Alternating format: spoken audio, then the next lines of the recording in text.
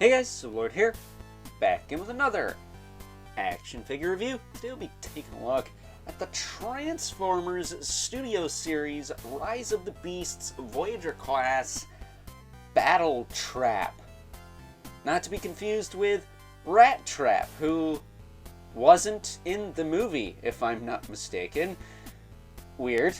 But at any rate, this is of course brought to us by the fine folks over at Hasbro, as well as my good buddy Evil Villain. Click the link in the description below, head on over to his Instagram, give him a follow, and let him know Overlord sent you. But, as always, be nice, or he'll break your legs. That said, gotta be honest, don't know why I didn't buy any of these figures when they came out. Very weird that I did not do that, but, you know, it is what it is. It's not the first time I've effed up and not bought anything from a line before. That has happened plenty of times. Probably too many times. But then again, these things aren't exactly cheap nowadays, so there's that too. But before I get too far ahead of ourselves, why don't we cut right to the chase and get into the meat and taters of this review and take a look-see at all Battle Trap has to offer in terms of accessories. You get one, and essentially it's Bulkhead's mace from Transformers Prime, but it's not the same thing. It does open up like his does, and it does collapse around the fist like his does, but it's not the Bulkhead mold. And I'll just demonstrate how that sits on his arm now, because he does not have any wrist articulation to speak of. We don't have to worry about that. Plug that in, and there you go. He's got this big old spiked ball for a hand, which is pretty cool. I kind of wish he came with two of those. Talk about that more in vehicle mode, but taking a closer look at him, he's pretty friggin' gnarly looking. Not for nothing.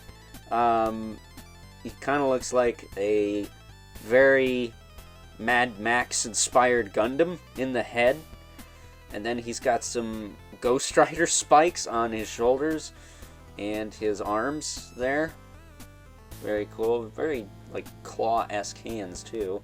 I don't know if these are supposed to be like spikes up here. These pieces, these form the siren light in vehicle mode, but I just kind of have him sticking up over his shoulders to give him a little bit more intimidation factor.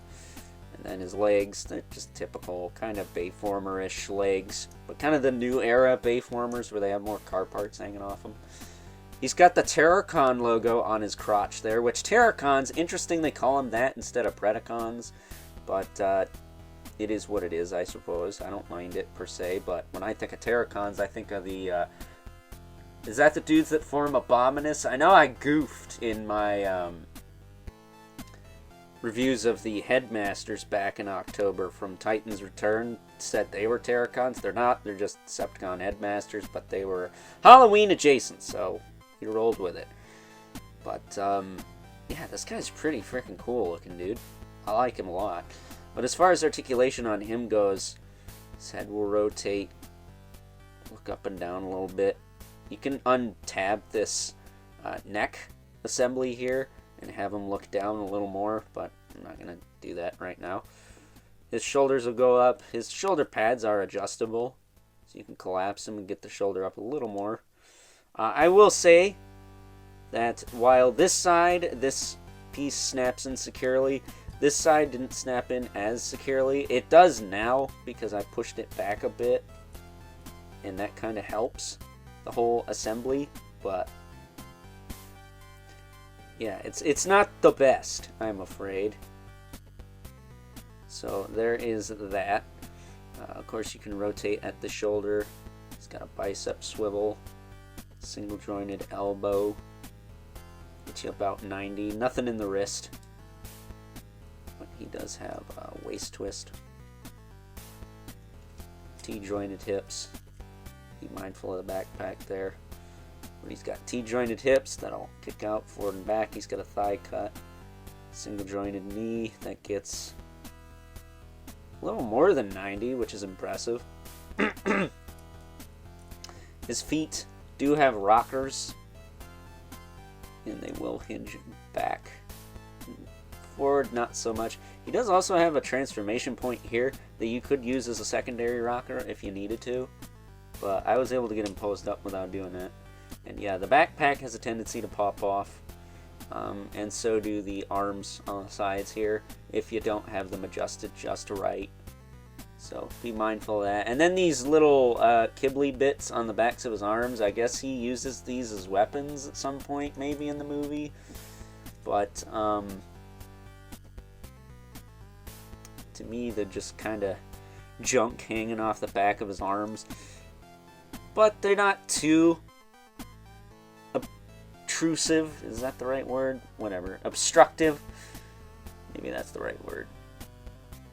But I wish they were just like removable. I think that would be a little more helpful as far as the aesthetic goes. Because other than that, I think he looks super clean. The backpack's not really that big a deal. I'm sure he has that hanging off his back in the movie. And spoiler alert, I actually haven't seen this movie. I've seen clips of it, but I haven't watched it the whole way through. The last Transformers movie I watched all the way through was Bumblebee. And for some reason, I don't know, I fell off. Probably because the toys got too expensive and I wasn't a fan of that, so I didn't care about anything to do with Transformers. But, you know, thanks to good buddy Evil Villain, he's kind of reignited my passion for the robot hobby. So there's that, I suppose. But before we wrap things up with final thoughts, let's bring in our two regulars. Mythic Legion's Brother Mandibolith.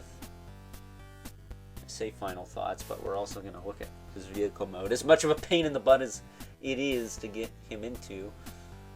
Then we have the infamous 11 Spawn, and I don't know, he's still taller than old Battletrap here, but he seems tall for a Voyager. Am I tripping, or is this like average height for a Voyager? I'm not sure.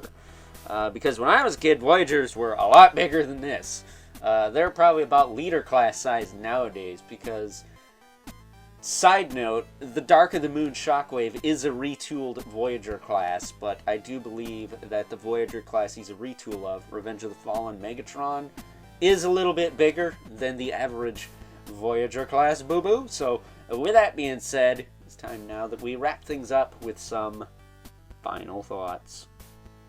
Overall, and aside from the typical problems we tend to see with some Hasbro Transformers product nowadays, kibble, loose bits, the works.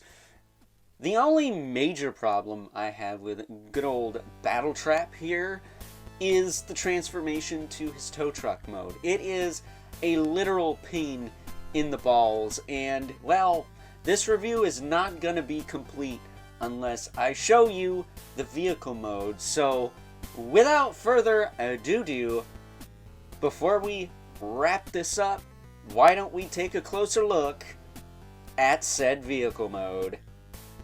And as promised, here is good old Battletrap in his tow truck mode, which, not gonna lie, was a pain right in the balls to transform. I don't know why the not-so-fine folks over at Hasbro, in this case, make things so gosh darn difficult. It's like they have some egomaniacal way of thinking that if they make them complicated, people will think they're smart. Means you're a dick. Big, fat, hairy dick. But at any rate, it's a decent looking tow truck. I will say this piece is very difficult to tab down. I got it down as much as I could. These pieces here, I don't think are supposed to sit flush against the side, and then the mace ball just kind of sits there. Really makes me wish we had two of these, because it'd help cover up the hands. I mean, quite a bit. But whatever. I guess if I can get another one of those weapons, I will. It does rule, for what it's worth. And then the tow hitch back here. I don't know if you could snap anything onto this. It has some tabs on it. But, it's a somewhat functioning tow hitch. But, whatever. This mode is okay. I think the robot mode is a little bit stronger. And probably a lot stronger, actually. But, you know, it's one of the Terracons from Rise of the Beasts. If you dig it, you dig it. If you don't, you don't. But I can officially say that while he's not 100% Bayformer, he's Bayformer enough for me, and I guess that's all that matters at the end of the day, right? So, with that being said, hope you guys enjoyed this review. Until next time, catch you guys later.